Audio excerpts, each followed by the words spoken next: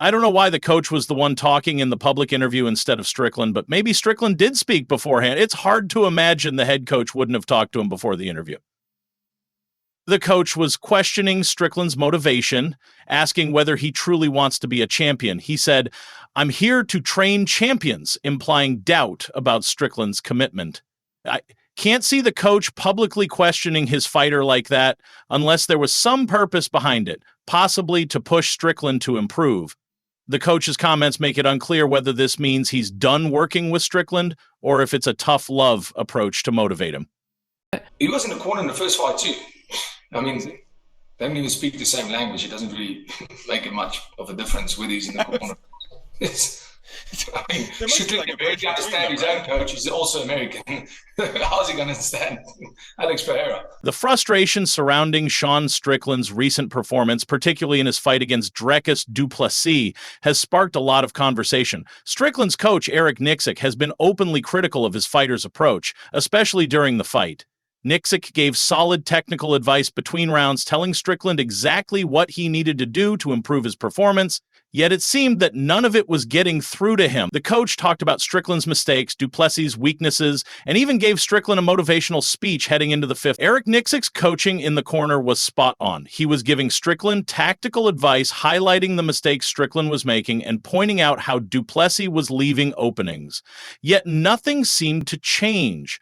Strickland didn't pick up the pace, as Nixick suggested. It was as if Strickland was... During the fight with Dricus, Strickland didn't listen to his coach, which might have been a factor in the performance. Dricus even said before the fight that the presence of Alex Pereira in Strickland's corner wouldn't matter because Strickland doesn't listen to his own coaches. This adds another layer to the situation, making it seem like Strickland's relationship with his coaching team is more complicated than it appears on the surface.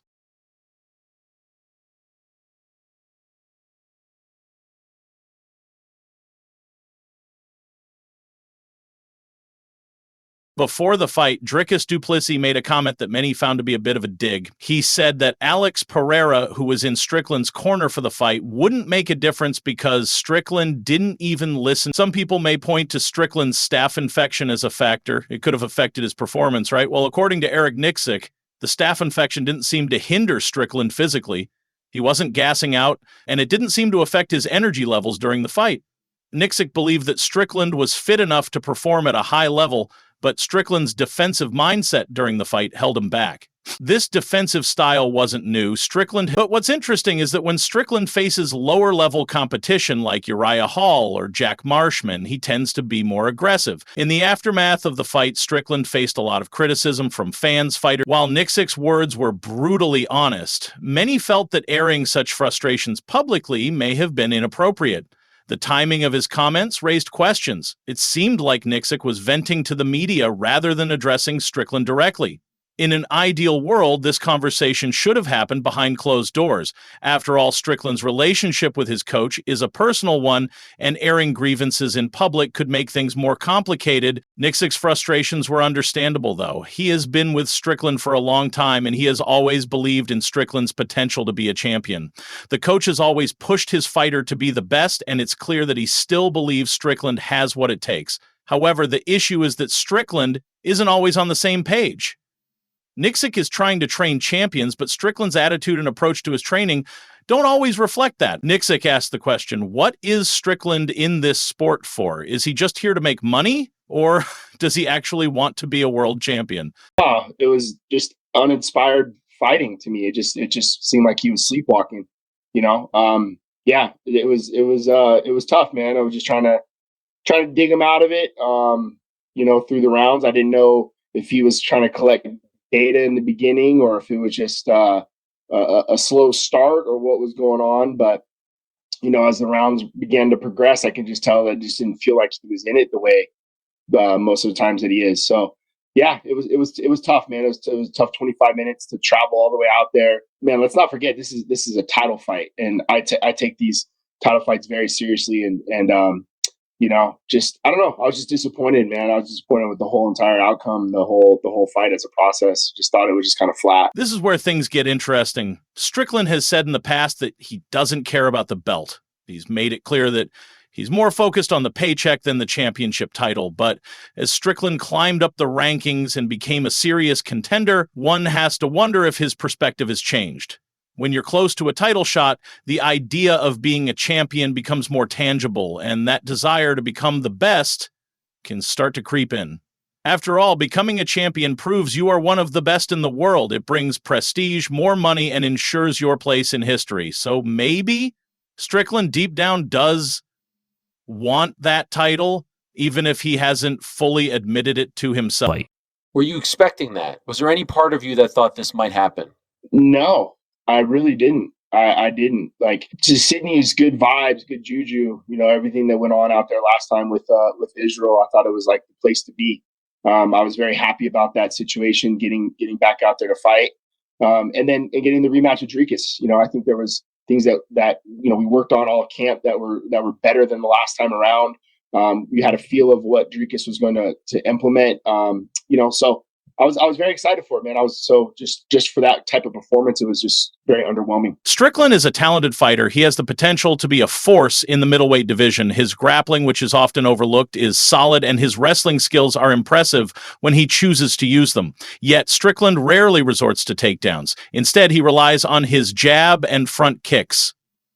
When he's more aggressive and goes forward, his performance improves. He lands more meaningful punches, and that's when he looks like a better fighter. If Strickland incorporated more variety into his approach, like doubling up on jabs, throwing more leg kicks, and mixing up his strikes, he could improve even further.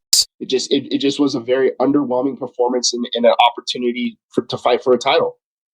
There's people in this sport that never even realize that potential to ever even be an opportunity to fight for a championship. That should be enough to get you motivated, to get you off the couch. It just, to me, was we didn't perform.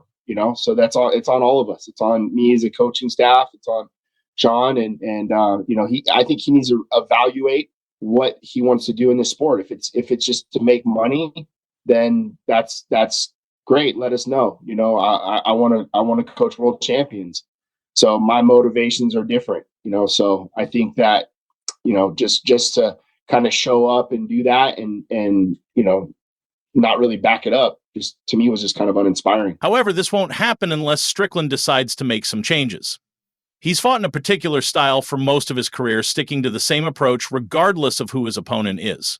Sure, there have been moments where he's been more aggressive, like against Magomedov and Hall, but those are outliers. For the most part, Strickland has always fought defensively, trying to outpoint his opponents with a jab-heavy strategy. He rarely takes risks, and he doesn't use his other tools like wrestling or counterpunching as often as he could. It seems like Strickland has a hard time adapting to different opponents and situations, and that's where he falls short. What is going through your mind as you're watching this unfold? Like you say, you travel all the way across the world. You're with the guy, second shot to try to beat this guy to win back the belt, and you could see your frustration. You could hear your frustration building. They kept going back to you in the corner, and you're being brutally honest. You're telling him it's too predictable. You got to go. You got to get a finish. Every time it was building up. But as you're going back to the corner for those 5 minutes, and you're watching this, what's going on inside? What are you thinking? Just he's kind of checked out. That's kind of what I'm thinking. It's like, you're grasping at straws at that point. You're just trying to get him to do something. My dad used to always say in football, is like, you got to get something to get the band playing, right? Get the crowd and get motivated, get the momentum on your side again. So I'm asking for anything. The jab and the teep aren't going to win the fight. It's like if you have a predictable offense and you run this slow paced offense in football, and you get down by 30, you don't have the ability to come back and win those games. So you have to take risks. You have to make something creative happen, and just jabbing and teeping your way to a comeback win wasn't there. So it's like, dude, find a same side head kick, throw some knees up the middle. So throw something different that's not predictable than what Dricus has seen for the last 9 rounds, so we have to mix it up. This brings us to the bigger issue. Strickland seems to be stuck in his ways. He's a fighter who is content with the way he fights, and no amount of coaching, whether it's Nixick, Pereira, or anyone else, seems to change that. This brings us to the bigger issue. Strickland seems to be stuck in his ways. He's a fighter who is content with the way he fights, and no amount of coaching, whether it's Nixick, Pereira, or anyone else, seems to change that. It's like he's set in his ways and refuses to evolve. As we've seen in the highest levels of competition, fighters can't afford to stay static. The top middleweights today, like Israel Adesanya, Robert Whittaker, and others, are dying to evolve, and they can fight in different styles depending on the situation. Strickland doesn't seem to want it. Can I ask, what was the game plan? Well, there was a lot of things that I think that we did well in the first fight that we could build on. And some of those things were, was when Dricus shot on us, we were leaving our hips behind. So we wanted to get away from leaning and leaving our hips there for Dricus to be able to take us down pretty easily. But if we did get taken down, there were some opportunities for us to be able to hit the switch and get on top. If you go back and watch the Brad Tavares fight, Brad was able to get on top and utilize some ground and pound and ride Dricus a little bit, get some control time.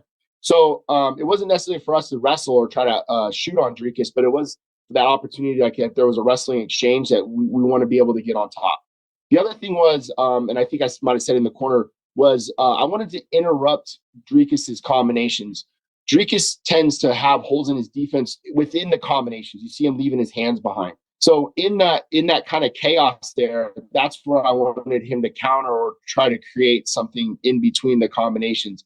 When the combinations are over, Dricus tends to have better defense, high shield, high guard. And then how do we attack it from there? So there is a number of things that we really worked on and drilled that, honestly, just, that didn't really get out of him in that fight. It just felt kind of flat, So, yeah, it was tough, man. It was tough to watch. Strickland reminds me a lot of Leon Edwards. Both fighters have tons of potential and are very talented, but they fight like they're sparring.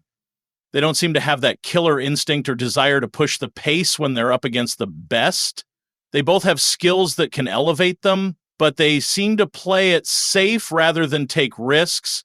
Strickland has the skills to be a top contender, but unless he starts to adapt and incorporate new techniques into his arsenal, he may find himself stuck in the same spot for the rest of his career. Did that result happen because Sean didn't bring it, or because Dricus is such a tricky puzzle that Sean couldn't figure out how to bring it? I'd say a little bit of both.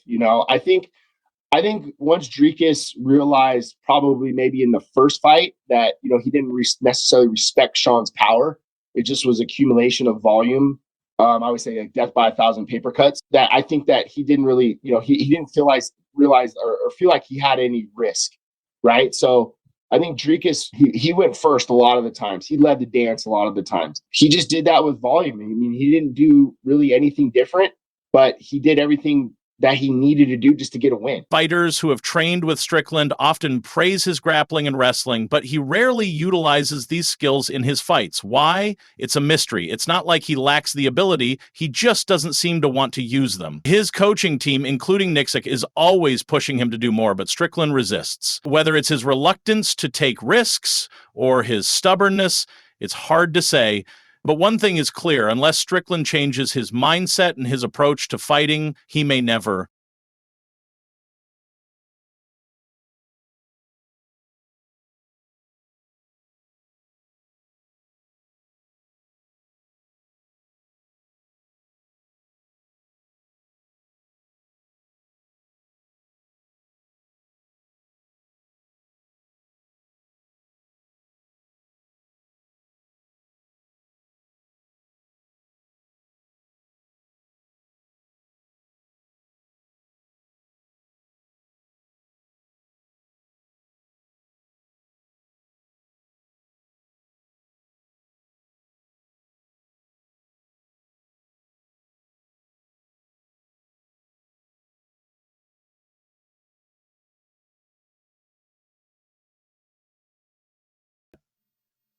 It's like he's set in his ways and refuses to evolve. As we've seen in the highest levels of competition, fighters can't afford to stay static. The top middleweights today, like Israel Adesanya, Robert Whittaker, and others, are dying to evolve, and they can fight in different styles depending on the situation. Strickland doesn't seem to want to do that. No, I felt like that's a typical Sean corner. Usually, he's just kind of hard to address. He's just kind of moves around, doesn't make a lot of eye contact. So there's times I'm like grabbing him, like, "Hey man, look at me." But that's typical Sean. That's when we're winning or losing. That's kind of him in the corner. So whether he was not really listening or taking on the content that we were giving him was one thing, but no, I felt like he was listening, and like he was responsive to like after one round. I remember he's like, "All right, I'm getting my timing. I got my timing," and I'm like, "Dude, like we don't want to be giving rounds away, especially after the first experience, right? Like it was such a close fight that giving round one away was scary enough for me. I'm like, I don't want to give any rounds away, let alone 1 and 2. So now we're fighting. You know, we have to come back, and really, you know, we don't have that like one hitter quitter comeback mentality with Sean. So you know that to me was just kind of like, well, we're gonna have to try to start doing something different.